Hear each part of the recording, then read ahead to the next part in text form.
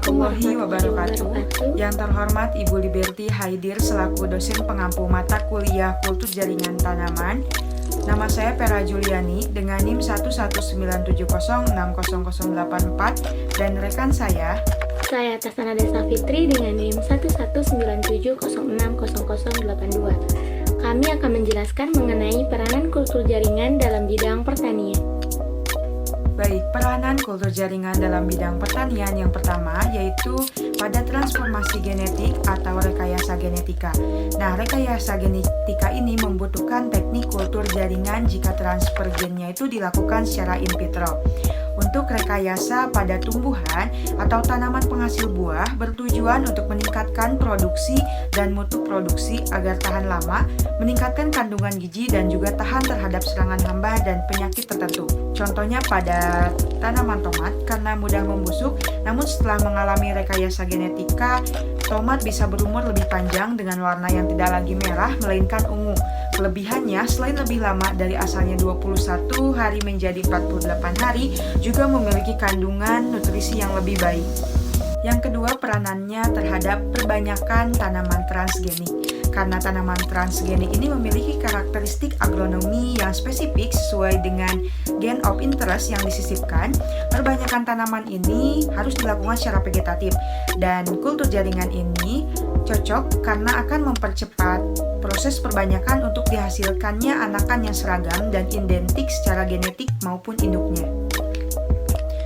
Peranan kultur jaringan yang ketiga dalam perbanyakan tanaman hibrid yang memiliki sifat-sifat unggul. Karena tanaman hibrid ini merupakan hasil persilangan antara dua tanaman yang masing-masing membawa karakter spesifik, sehingga karakter yang dimilikinya merupakan perpaduan atau kombinasi yang berasal dari dua tetua.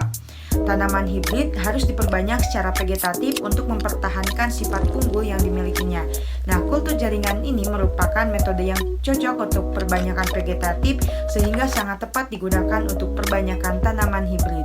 Peranan kultur jaringan yang keempat yaitu dapat memperbanyak tanaman yang tidak menghasilkan biji ataupun menghasilkan bijinya itu hanya sedikit. Nah, kultur jaringan ini sangat bermanfaat bagi tanaman-tanaman yang mempunyai kendala di mana perbanyakan generatif tidak dapat dilakukan, sehingga perbanyakan vegetatif merupakan alternatifnya. Nah, tanaman tanpa biji seperti pisang harus diperbanyak secara vegetatif. Secara vegetatif ini sudah banyak dilakukan karena selain diperoleh bibit dalam jumlah banyak dengan waktu yang relatif singkat, juga diperoleh bibit yang seragam dan juga sehat. Peranan yang kelima, kultur jaringan ini dapat mempermudah pengiriman tanaman dalam kontainer steril. Karena pengiriman tanaman jarak jauh dapat dipermudah jika tanaman yang dikirim tersebut berukuran relatif kecil serta bebas dari patogen. Bebas patogen diperlukan untuk mengatasi masalah karantina yang biasanya disyaratkan oleh negara tujuan.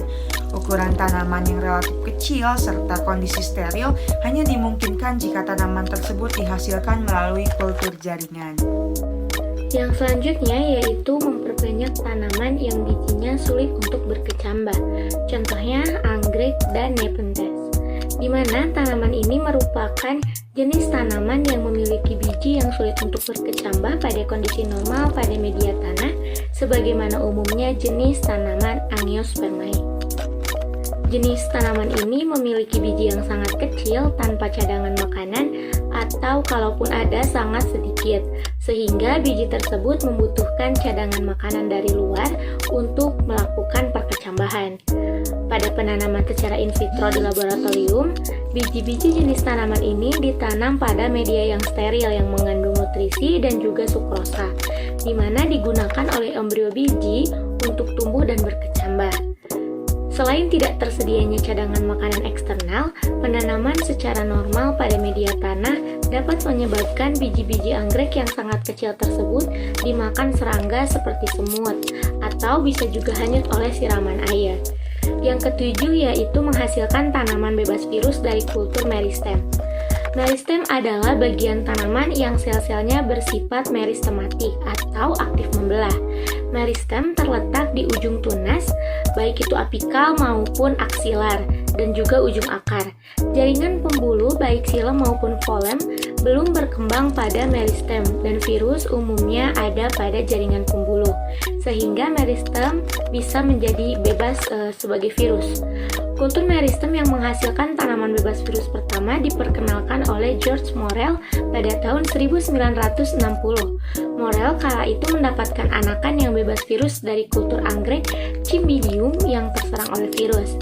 Hingga kini, kultur meristem banyak digunakan untuk memperbanyak tanaman secara komersial.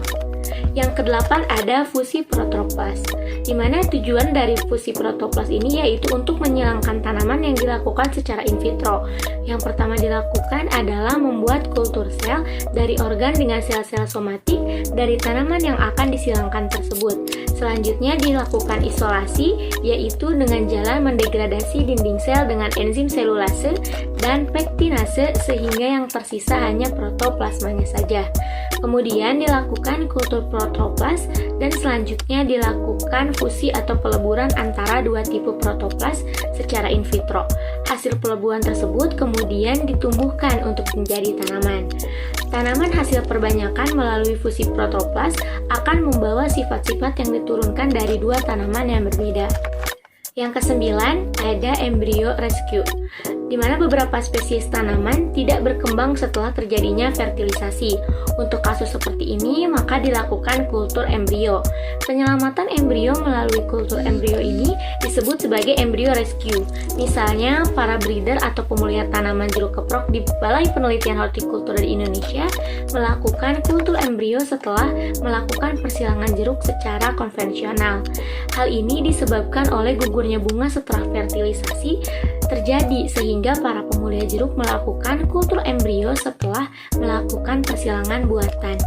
Dan yang terakhir ada menghasilkan tanaman double haploid melalui kultur mikrospora, di mana dihasilkannya tanaman double haploid yang homozigot melalui kultur mikrospora atau kultur anter memiliki arti yang sangat penting bagi bidang pemulihan tanaman, karena cara ini dapat mempersingkat waktu yang dibutuhkan pemulihan tanaman secara konvensional. Mungkin cukup sekian. Mohon maaf apabila terdapat kesalahan dalam materi ataupun dalam penyampaiannya. Wassalamualaikum warahmatullahi wabarakatuh.